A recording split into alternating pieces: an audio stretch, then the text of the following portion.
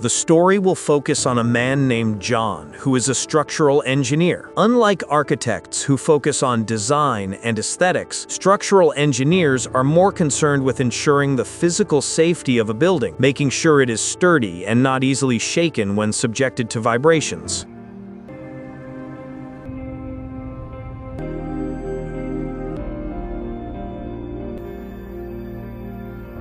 When John returned home, he immediately went to see his wife Allison to ask about the event planned for tomorrow afternoon.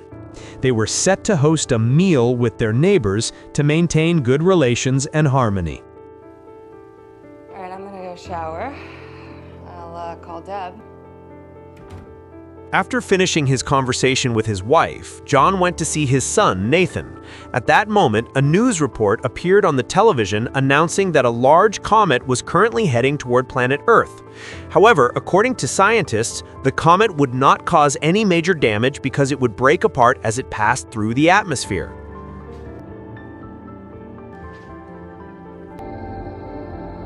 The next morning, John watched the news about the comet again, which this time was being broadcast by almost every television station. He didn't know why the comet was considered so important that it became such a widespread topic of discussion. At the same time, John was asked by his wife to go to the supermarket to buy ingredients for today's communal meal with the neighbors. Actually, get some more hot dog buns. Okay. Accompanied by Nathan, who wanted to buy some snacks, John arrived at the supermarket's parking lot. At that moment, many military aircraft were flying across the sky. John had no idea what event was happening, but he didn't pay much attention to it and went straight inside to buy the groceries. You want? Oh, I like those ones. While he was shopping, John's phone suddenly rang, displaying an emergency alert directly from the president. Shortly after, he received a call from the Department of Homeland Security stating that John and his family have been selected to be relocated to an emergency shelter.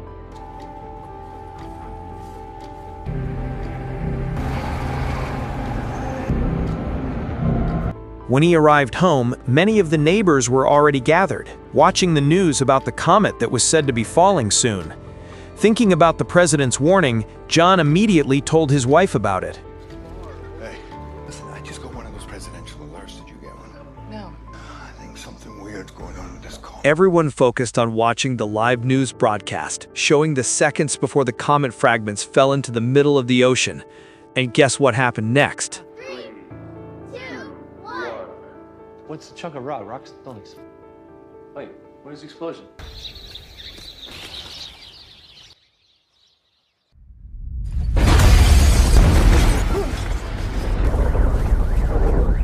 Yes, the comet fragments created a massive shockwave. While everyone was still watching the latest updates on the television, John received another warning from the president, this time not only on his phone, but also broadcast on TV. The message instructed John and his family to immediately go to the nearest airfield and show the barcode that had been sent to his phone. Maybe we got the same message on the TV. Another one's gonna hit us. Let's go. And unfortunately, we don't have... Without knowing why only their family had been selected, John and Allison quickly packed their things to head to the airfield as instructed. It was known that Nathan, their son, suffered from diabetes, so the most important item they had to bring was insulin, the essential medication for his condition.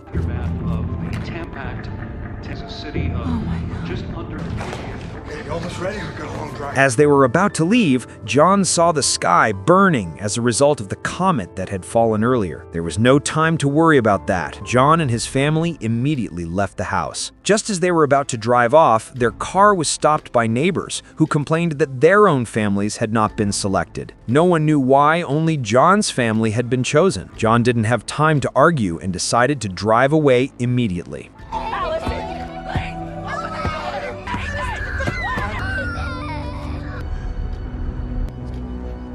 Night fell, and John was stuck in traffic as the highway was packed with vehicles. Running out of time, John decided to reverse his car and take the regular roads instead, hoping to reach the nearest airfield more quickly.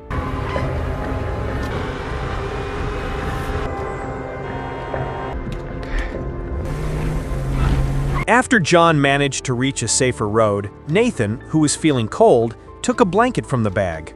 unaware that his insulin had fallen under the seat. Not long after, a news report came through the radio announcing that scientists had discovered a large fragment of the comet, one big enough to wipe out all living beings on Earth, and its impact was estimated to occur within the next 48 hours. Let's just get in there first.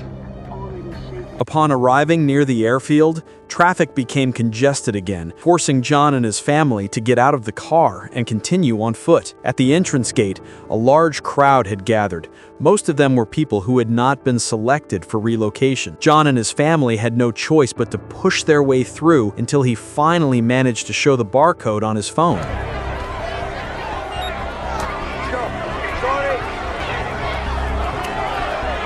Inside the airfield, several planes had already been prepared specifically to transport the selected individuals. John and his family were seen lining up to receive identification wristbands for those who had been chosen.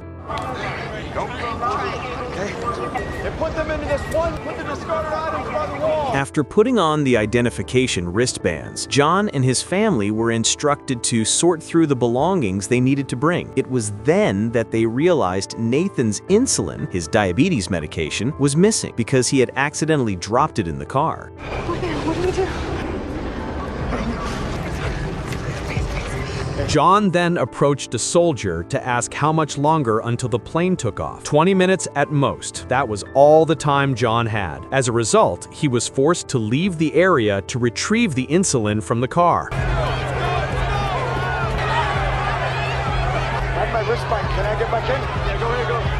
Just as John had stepped outside, Allison went to the same soldier to ask for a little help in ensuring her husband could still board the plane. When asked why John had left, Allison explained that he went to retrieve the insulin they had forgotten. Upon hearing that Nathan had diabetes, the soldiers immediately took Allison to speak with their superior officer. Tell me, Sergeant, how is there... No, Captain, I don't remember giving the order on that. Then I will come down there and check it. It turned out that passengers with chronic illnesses were not allowed to board the plane, so Allison was immediately forced to leave the area. I don't know if there's going to be any... This is an emergency operation with a lot of moving... Ma'am, step this way, please. Switching to John, who had managed to retrieve the insulin, he hurried back and was able to pass through the gate again after showing his identification wristband. Since Allison was no longer at the previous spot, John went to look for her, assuming she had already boarded the plane. After asking one of the staff members, John was instead told to board immediately because the plane was about to depart. Allison! Nathan! Allison! Everyone find a seat. Once inside the plane, John tried to contact Allison, but he couldn't get through due to the extremely poor signal. Seeing John carrying a bag full of medication, one of the passengers asked, "You brought medicine? Aren't people with chronic illnesses not allowed to come?" At that moment, John realized that his wife and son were still outside the plane. He quickly requested to get off the aircraft. Let me off the plane. Thank you. Sorry. Moments later, an alert sounded regarding civilians who had managed to break through the security fence. Hundreds of unselected people were trying to board the planes, causing massive chaos. One of the officers was accidentally shot, which caused the fuel hose to fall. Seeing this, John immediately ran away from the plane.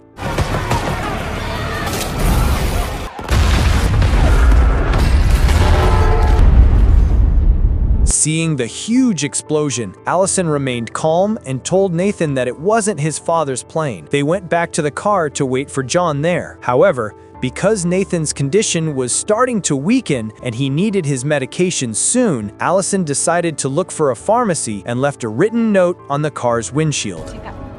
We'll go to Grandpa's house, okay? John managed to survive the explosion. He approached a soldier who had seen his wife and son leave the area. Quickly, John returned to the car and found the note Allison had left behind. In it, she wrote that she and Nathan were heading north, specifically to her father's house, and asked him to meet them there. Allison! If only Nathan hadn't taken the blanket, the medicine might not have fallen, and things wouldn't have become this complicated. Allison managed to find a pharmacy that was being looted. Since everyone else was looting, Allison joined in just to get insulin for Nathan. Just as she finally got the insulin in her hands, suddenly,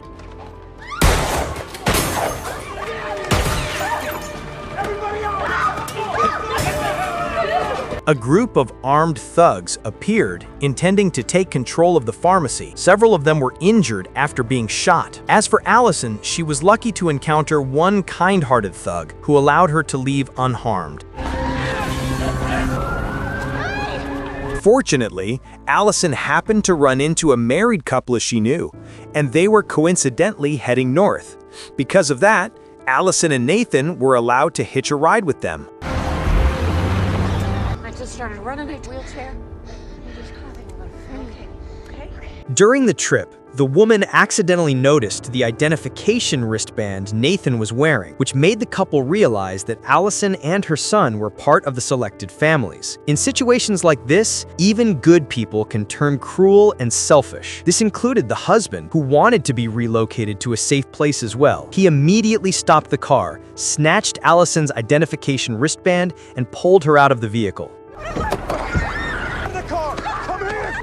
Get out of the car! Stop it! No! Lock the door, Judy.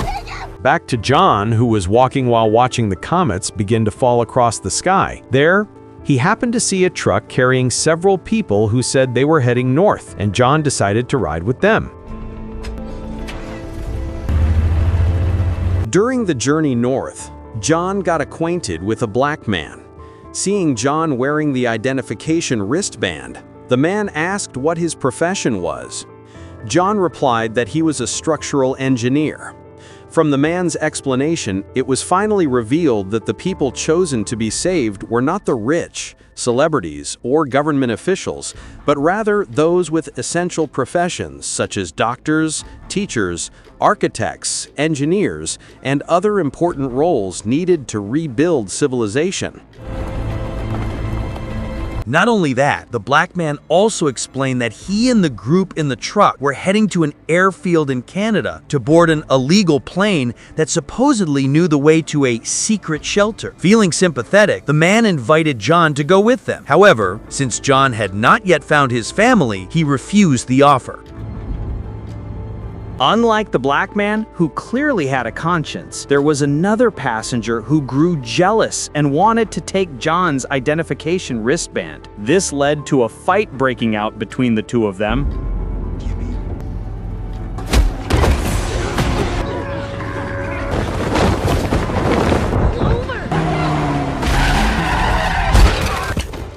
Thrown out of the vehicle, John quickly got back on his feet while the passenger continued trying to take his wristband. Seeing a hammer lying nearby, John hurriedly grabbed it and accidentally struck the man's head, killing him instantly.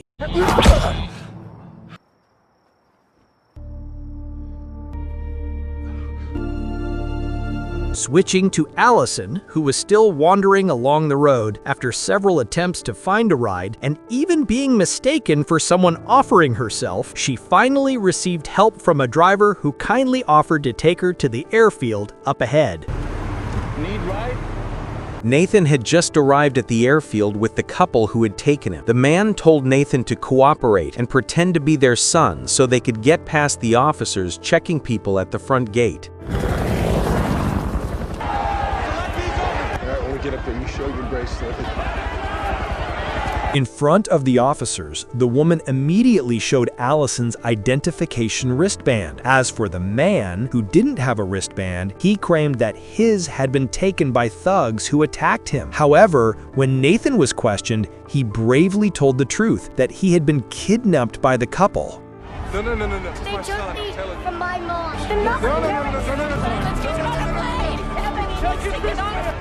It's okay.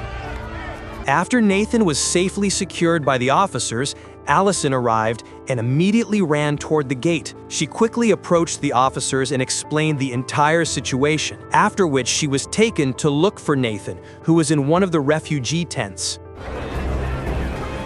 See him? See him?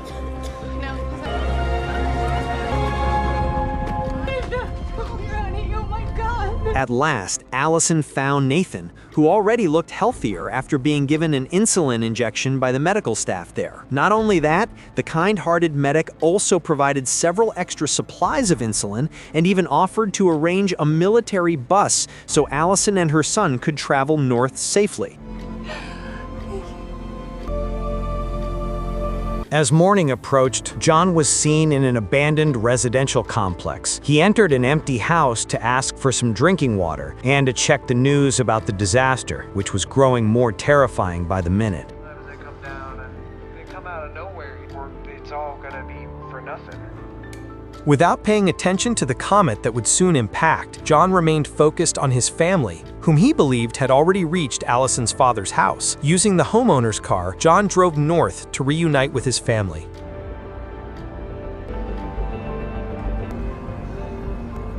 Now it comes. After several hours of driving, John finally arrived at the father's house, where the man happened to be gambling with his friends. Even in the midst of an emergency like this, they were still relaxing and playing cards. You're alone. Where's Allison? Where is she? I was hoping she'd be here. Just as John anxiously waited for his family to arrive, Allison and Nathan had just gotten off the military bus at a drop-off point and immediately called the father's house to ask to be picked up there.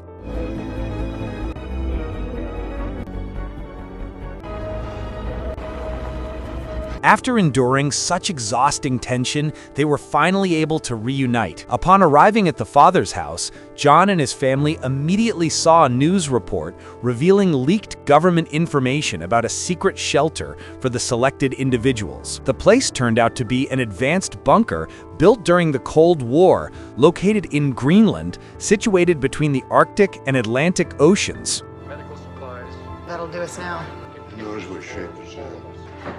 What are you doing, John? According to the information from the black man in the truck, John told Allison about another way to get to Greenland, by taking an illegal plane located at an airfield in a Canadian city, which might be their only remaining hope. Now listen, we can either stay here or we're gonna go. Gotta go now.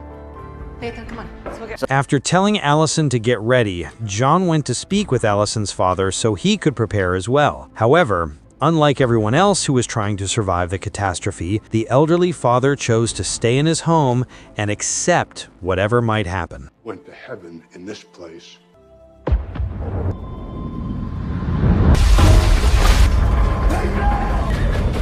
And yeah, the comet fragments had caused another shockwave, leaving them with no time to spare. John and his family immediately set off at that very moment. Bye, Grandpa.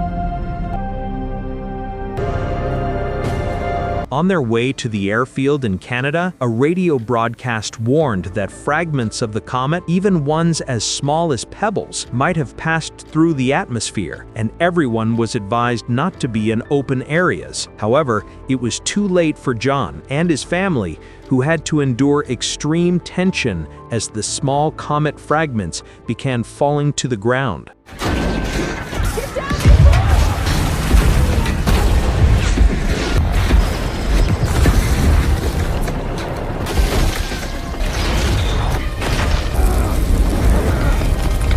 That night, after surviving the comet shower earlier that afternoon, John and his family managed to find a car that was still functioning. Without wasting any time, they immediately continued their journey.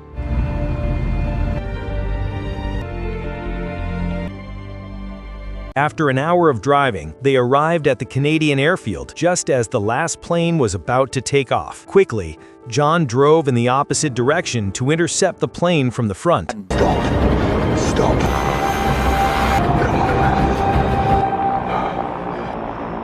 Annoyed, the pilot immediately got out of the plane and shouted, "What is this, idiots? Do you want to die?" He was angry at first, but eventually softened when he saw John with his wife and young child. They were then invited to board the plane.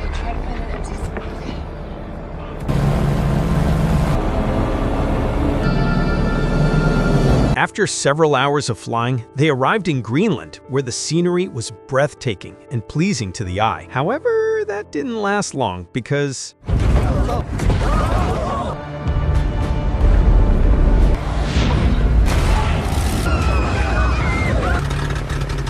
The recent shockwave caused the plane's engines to fail immediately, forcing the pilot to struggle to keep the aircraft stable. But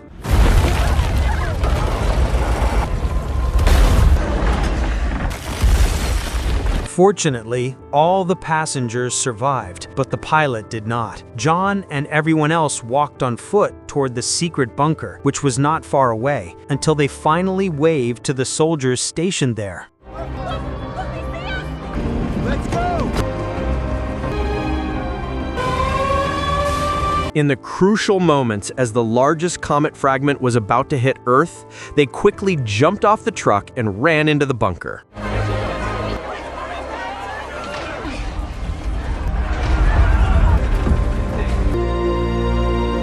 9 months later, the condition of Earth looked utterly devastated.